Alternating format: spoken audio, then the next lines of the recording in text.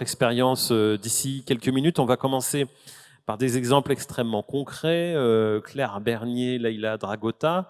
Alors, Leïla Dragota, vous travaillez d'ailleurs avec le docteur Lucas Croisier. Hein. Vous êtes dans le cercle de soins. Claire Bernier, on commence avec votre témoignage. On va tout simplement regarder ce qui se passe sur le terrain. Vous êtes kiné.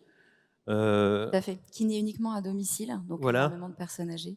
Et vous intervenez, oui, voilà, pas mal autour au bénéfice de personnes âgées. On va prendre un cas fictif, si vous voulez, pour nous parler un petit peu du parcours. Comment ça se passe concrètement sur le terrain, les liens finalement entre professionnels de santé. Il y a aussi le médico-social. Alors, malheureusement, ce cas n'est pas forcément fictif. Je l'ai vraiment vécu. Je vous propose un exercice de visualisation. Et j'ai pris des notes parce que sinon, après, je vais dépasser le temps. Donc, je vais vous raconter l'histoire de Marcel et vous allez vous imaginer à la place de sa fille pour réaliser ce qu'elle a ressenti lors de la situation qu'elle a vécue. Donc Marcel, elle a 85 ans, elle souffre d'Alzheimer et elle vit chez elle avec son mari du même âge et leur fils handicapé de 50 ans. Ils ont une fille qui vient leur rendre visite quotidiennement pour soulager son papa.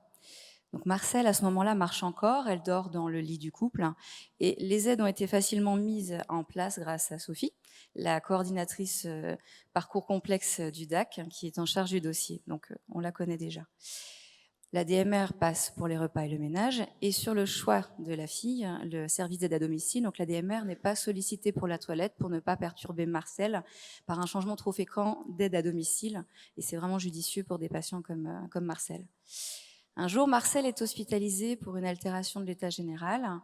Après quelques semaines, un retour à domicile est envisagé, mais la date n'est pas clairement définie.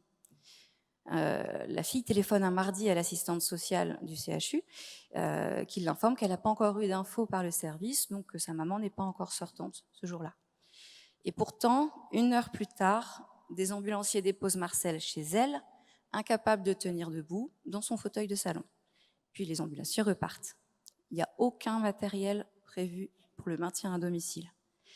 Donc la fille appelle le médecin qui lui rédige en urgence une ordonnance pour un lit médicalisé, un lève-malade, et ensuite elle va appeler Alpha Santé Service, donc le prestataire, pour leur demander la livraison du matériel pour sa maman, et le matériel va être livré l'après-midi, donc bravo les prestataires.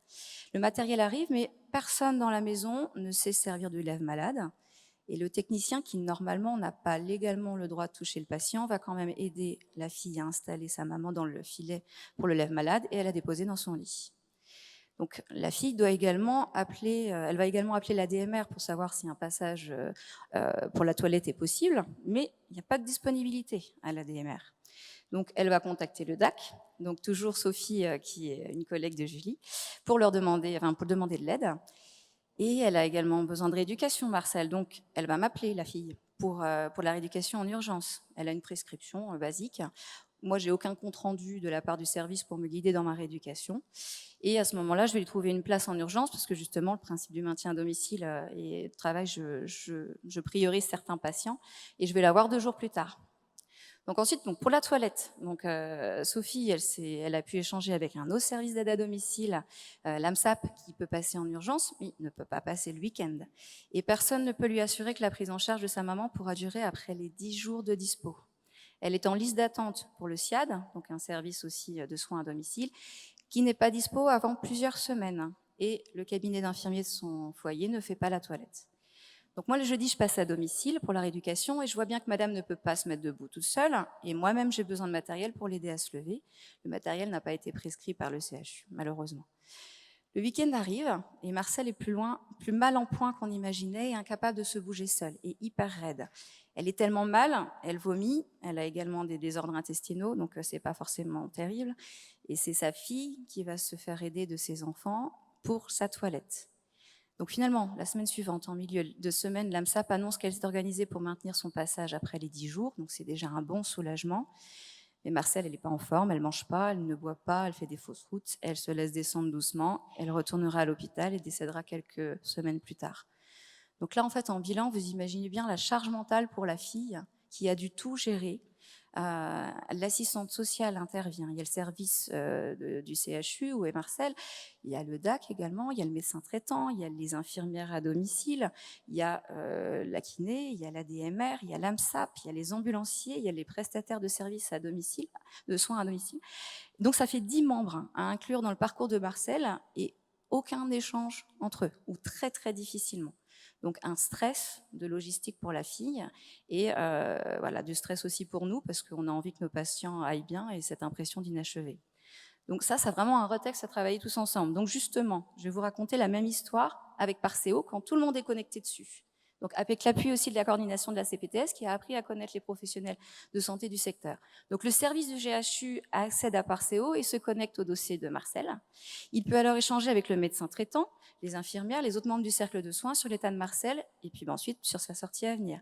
L'assistante sociale va se mettre en relation avec le DAC pour connaître la situation de Marcel à domicile et les besoins probables à son retour. Et pour prévoir le retour à domicile, les conditions sont partagées à tous les intervenants en même temps. Donc le kiné est ajouté au cercle de soins pour la rééducation. La ADMR prévient donc de son impossibilité de prendre en charge la toilette à cause du manque de personnel.